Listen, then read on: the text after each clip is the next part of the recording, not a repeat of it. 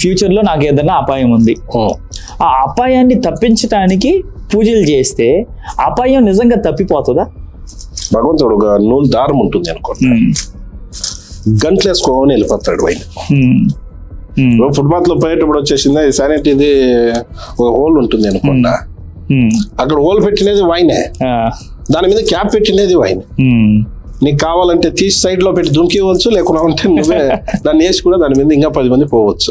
అట్లా ఇది 100కు 100 అపాయం తొలగిస్తావా అనే దాంట్లో నీకు కంపారిజన్ చేస్తే 60% నిజం ఉంది, 40% అబద్ధం అవుతుంది. స్వామి, ఇప్పుడు మీరు ఇందాక బ్రహ్మ ఇదంతా టాపిక్ వచ్చినప్పుడు నాకు ఒక క్వశ్చన్ వచ్చింది. ఇప్పుడు అవతల మనిషి, ఇప్పుడు జ్యోతిష్యం చెప్పి ఆయన మనిషి రాత రాసింది ఆ బ్రహ్మే, యువతలు చెప్పించుకునే అతను రాసిన నుదిటి రాత రాసింది ఆ బ్రహ్మే.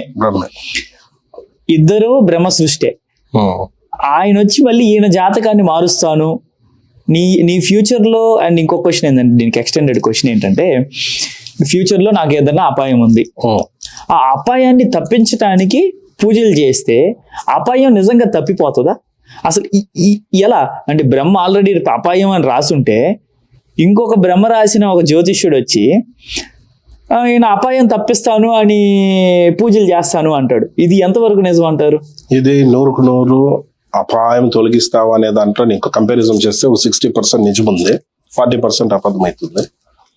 బ్రహ్మ వచ్చేసి ఎట్లా అంటే, భగవంతుడు, నేను సైంటిఫిక్ గా చెప్తాను మీకు అర్థమయ్యేలాగా. భగవంతుడు ఒక నూలు దారం ఉంటుంది అనుకోండి, గంటలు వేసుకోమని వెళ్ళిపోతాడు ఆయన. అంటే నీకు 15వ సంవత్సరము జూన్ జూలైలో నీకు ఇది నడుస్తుంది, 25వ సంవత్సరం నీకు ఇది నడుస్తుంది అని చెప్పి ఇలా గంటలు వేసుకొని వెళ్తాడు.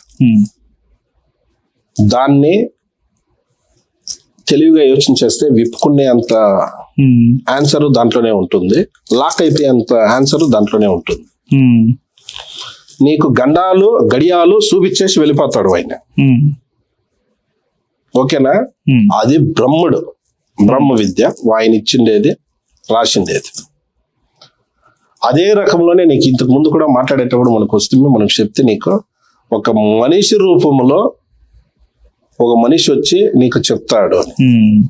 సాక్షాత్ శివపరమేశ్వరుడు వచ్చి, నాన్న ఈ గంటని ఇలాగే నువ్వు తీవాలా అని నీకు ఒక సలహా ఇస్తాడు. నువ్వు దాన్ని స్వయిచ్ఛగా, అంటే నీ సొంత బుద్ధితోని, ఓకే దీన్ని ఇలా చేస్తే అవుతుంది, ఓకే గురుగారు నేను చేద్దాం చేస్తే నీ ఒక్క కష్టానికి నీ గంట అయిపోతుంది. అప్పుడు బ్రహ్మడేసిండేది గంటే, దాంట్లోనే ఆన్సర్ ఉంది, దాంట్లోనే క్వశ్చన్ ఉంటుంది. నువ్వు దాన్ని వచ్చేసింది నీట్ అండ్ క్లీన్ గా విను. తొందర పెట్టినది వాయినే, సలహా పంపుతా ఉండేది వాయినే. దాన్ని నువ్వు వింటే ఆ ఒక్క గండాంతరానికి అక్కడే సొల్యూషన్ ఉంటుంది. ఓకే, అర్థమైనా? ఫుట్పాత్ లో పోయేటప్పుడు వచ్చేసింది శానిటరీది ఒక హోల్ ఉంటుంది అనుకోండి, అక్కడ హోల్ పెట్టినది వాయినే, దాని మీద క్యాప్ పెట్టినది వాయినే. నీకు కావాలంటే తీసి సైడ్ లో పెట్టి దుంకివచ్చు, లేకుండా ఉంటే నువ్వే దాన్ని వేసి కూడా దాని మీద ఇంకా 10 మంది పోవచ్చు. అట్లా ప్రాబ్లం ఇక్కడే ఉంటుంది, దాని సొల్యూషన్ ఇక్కడే ఉంటుంది.